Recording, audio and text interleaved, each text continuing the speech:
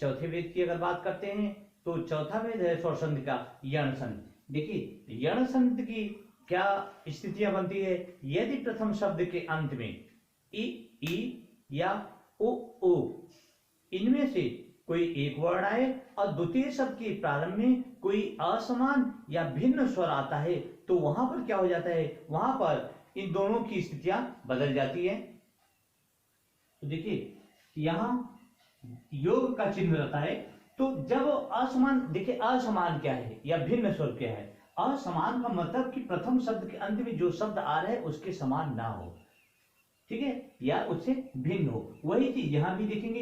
तो दोनों में अगर आपको देखना है तो जब प्रथम शब्द के अंत में छोटी या बड़ी आए और द्वितीय शब्द के प्रारंभ में असमान कोई भी भिन्न स्वर आए तो उस कंडीशन में क्या होता है, जब ये इसके साथ मेल करता है, जोड़ करता है, तो क्या बन जाता है, यह बन जाता है। ठीक है, ये आपको ध्यान रखना है। और जब प्रथम शब्द के अंत में छोटा हो या बड़ा हुआ है और द्वितीय शब्द के प्रारंभ में कोई असमान या भिन्न स्वर आता है तो ये जब दोनों मेल करते हैं, जब आपस में जुड़ते हैं तो क्या होता है, यहां वह बन जाता है। यह आपको ध्यान देना है कि यहां जोड़ने पर यह बनता है और इसके साथ जब जुड़ेगा छोटा हो और बड़ा हो के साथ तो वह बनेगा, छोटी बड़ी हो के साथ तो ई के साथ तो यह बनेगा। जैसे अगर उदाहरण आप देखते हैं, जैसे उदाहरण देखिए, जैसे आप बोलते हैं यद्यपि, शब्द है आपका यद्यपि, यद्यपि तो आप संधि विच्छेद करके देखिए, यद्यपि का जब संधि विच्छेद करते हैं तो संधि विच्छेद होता है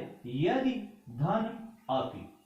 अब यहां आप ध्यान दीजिएगा, प्रथम शब्द के अंत में छोटी आ रही है, ठीक है, और द्वितीय शब्द के प्रारंभ में क्या आ रहा है, आ रहा है। तो क्योंकि द्वितीय शब्द के प्रारंभ में जो शब्द होता है वो अपने आप ही उत्पन्न हो रहता है, तो छोटी यहां भी कंडीशन में बता रहा है, छोटी या बड़ी में से कोई एक आता है पहले शब्द के प्रारंभ में और द्वितीय शब्द के प्रारंभ में, पहले शब्द के अंत में इनमें से कोई एक आया और द्वितीय शब्द के प्रारंभ में असमान, यानी अगर यहाँ ई आ रहा है तो इससे भिन्न असमान, छोटी या बड़ी में से कोई एक नहीं आ रहा है, आ रहा है, तो ये दोनों आपस में जब मिलते हैं तो क्या बनाएंगे, यह बनाएंगे, यह का निर्माण करेंगे, ई और अ मिलके यह बनाएंगे। ठीक है, यद्यपि, यदि धन अब, ऐसे ही आप बना सकते हैं। प्रत्येक को भी आप कर सकते हैं, प्रत्येक आपका दिया गया है तो प्रत्येक को जब आप बनाएंगे तो क्या होगा, प्रतिधन एक बराबर प्रत्येक हो जाएगा। ठीक है, अब दूसरा उदाहरण जैसे देखते हैं तो यह का उदाहरण आपका हो गया। अब वह का उदाहरण देखिए, अगर वह का उदाहरण आप देखते हैं तो आपका है मध्वरी। ठीक है, शब्द है आपका मध्वरी। अब मध्वरी का संधि विच्छेद करते हैं तो संधि विच्छेद करने पे क्या होता है, संधि विच्छेद करने पर होता है आपका मधु धन अरि। ठीक है, तो मधु, यहां पर देखेंगे पहले शब्द के अंत में क्या आ रहा है, प्रथम शब्द के अंत में आपका छोटा हुआ आ रहा है और द्वितीय शब्द के प्रारंभ में अपने आप ही असमान भिन्न स्वर आ रहा है, यानी यहाँ अ आ रहा है। तो उ और अ मिलकर ये दोनों मिलेंगे तो उ अ मिलेंगे, व क्या बनाएंगे, उ अपने आप ही आप बोलेंगे तो उच्चारण हो जाएगा, तो वह का निर्माण करेंगे। तो इस प्रकार से आप इसको देख सकते हैं। तो अब आप इन उदाहरणों के द्वारा यद्यप संधि को, यण संधि को समझ सकते हैं आसानी से। तो देखिए अगर बात करते हैं इसके ट्रिक की, तो ट्रिक के पहले एक और उदाहरण इसमें देख लीजिए। जैसे आपका है अन्वय, अन्वय है आपका, तो अन्वय का आप संधि विच्छेद करेंगे तो अनुधन आए, प्रथम शब्द के अंत में उ आएगा और द्वितीय शब्द के प्रारंभ में आ आएगा, तो अन्वय का भी आप कर सकते हैं। और जब जहां बात करते हैं इसके ट्रिक की, तो देखिए आसान सी ट्रिक है यण संधि की। अगर कोई शब्द है और उसके शब्दों का आप संधि विच्छेद करते हैं और शब्द संधि विच्छेद करने के पश्चात उसके मध्य में अगर यह आता है विच्छेद करने पर या वो आता है तो आप समझ जाइए यण संधि है। तो आइए अब बात करते हैं स्वर संधि के अंतिम और पांचवें भेद की। तो पांचवा संधि है आपका अयादि संधि। देखिए अयादि संधि के भी बहुत सारी स्थितियां बनती है। जैसे आप ध्यान रखिए, इसमें भी आपका प्रथम शब्द और द्वितीय शब्द, तो प्रथम शब्द और द्वितीय शब्द में आपको ध्यान देना है कि कौन से शब्द क्या आ रहे हैं, कहां पर हम इनकी पहचान कर सकते हैं। देखिए आसान से ट्रिक के द्वारा आपको इस संधि को भी हम समझाने की कोशिश कर रहे हैं। जैसे प्रथम शब्द के अंत में जब क्या आ जाए, जब आपका आ जाए ए आ जाए, ठीक है, या आई आ जाए या ओ आ जाए, या औ आ जाए, तो आपको इसमें कंडीशन को ध्यान रखना है। प्रथम शब्द के अंत में इनमें से कोई शब्द आएगा, और द्वितीय शब्द के प्रारंभ में जब हमेशा ध्यान रखिए, द्वितीय शब्द के प्रारंभ में असमान भिन्न स्वर आता है। असमान या भिन्न स्वर, देखिए असमान या भिन्न का मतलब मैंने अभी आपसे बताया कि इससे अलग होना चाहिए, इसके जैसा नहीं होना चाहिए। तो असमान भिन्न स्वर आता है, तो जब सभी में वही कंडीशन होगा, यहां भी वही कंडीशन सेम होगा, यहां भी सेम वही कंडीशन होगा, और यहां भी सेम वही कंडीशन होगा। आपको फिर ध्यान रखने की बात है, जब ए असमान भिन्न स्वर के साथ मिलता है तो क्या बनेगा, यहाँ अय का निर्माण करेगा। किसका निर्माण करेगा, अय का निर्माण करेगा। और जब अय असमान भिन्न स्वर के साथ किसी के साथ मिलेगा तो आय बनाएगा, ठीक है। और जब ओ की मात्रा प्रथम शब्द के अंत में, जैसे यहाँ पर प्रथम शब्द के अंत में ए आता है और द्वितीय शब्द के प्रारंभ में कोई असमान भिन्न स्वर आता है, तो उस कंडीशन में अय बनाएगा। और अगर प्रथम शब्द के अंत में अय की मात्रा आ रही है और द्वितीय शब्द के प्रारंभ में कोई असमान भिन्न स्वर आता है, तो उस कंडीशन में क्या बनाएगा, आय बनाएगा।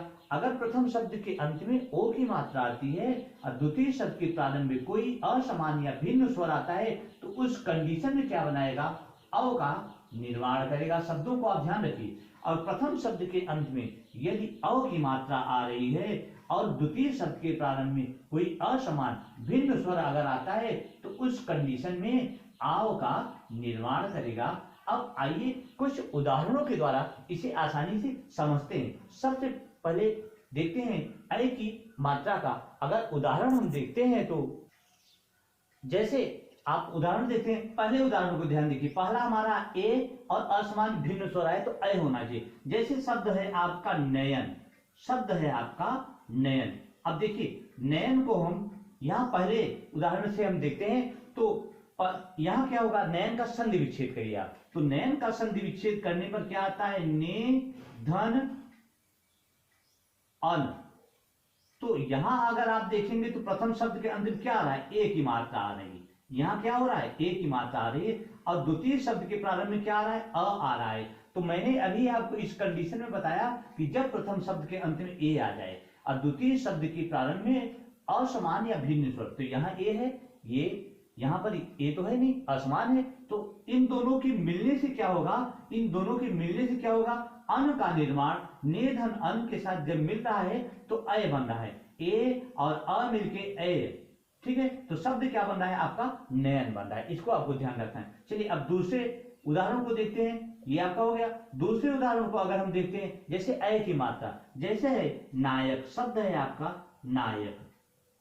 नायक का जब संधि विच्छेद करते हैं तो क्या होता है, नय धन अक, नय धन अक। अब यहां देखिए प्रथम शब्द के अंत में जब अय की मात्रा आ रही है और द्वितीय शब्द के प्रारंभ में असमान या भिन्न स्वर आ रहा है, तो आय का निर्माण करता है। तो शब्द क्या बन जाएगा, बीच में आय बनेगा। तो अय की मात्रा यहाँ क्या हो रहा है, अय हो रहा है प्रथम शब्द के अंत में, और यहाँ क्या आ रहा है, अ आ रहा है।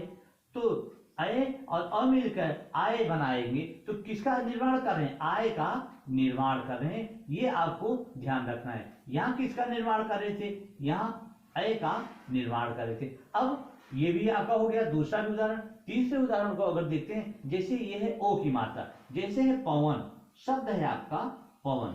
पवन का जब संधि विच्छेद करते हैं तो क्या होता है, पो धन अन। तो यहां भी आप देखिए प्रथम शब्द के अंत में क्या आ रहा है, ओ की मात्रा आ रही है और द्वितीय शब्द के प्रारंभ में कोई असमान भिन्न स्वर आ रहा है। तो इस कंडीशन में ये दोनों मिलकर क्या बना रहे हैं, अव का निर्माण करें। ओ धन अ, ओ, तो पव पव, ओ धन अन पव, अव का निर्माण कर रहे हैं। ये आपको ध्यान रखना है, ठीक है। और चलिए अगले उदाहरण में अगर हम देखते हैं, तो अंतिम आपका ये भी हो गया। अंतिम है आपका अव का। तो जैसे है पावक, शब्द है आपका पावक। तो पावक का जब संधि विच्छेद करते हैं तो क्या होता है, पौधन अक, पौधन अक।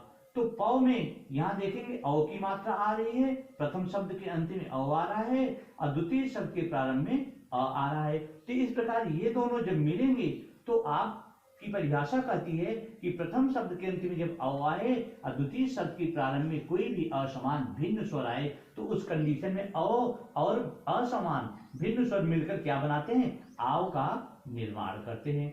तो यहां क्या हो गया, आव। तो पौधन अक, ठीक है।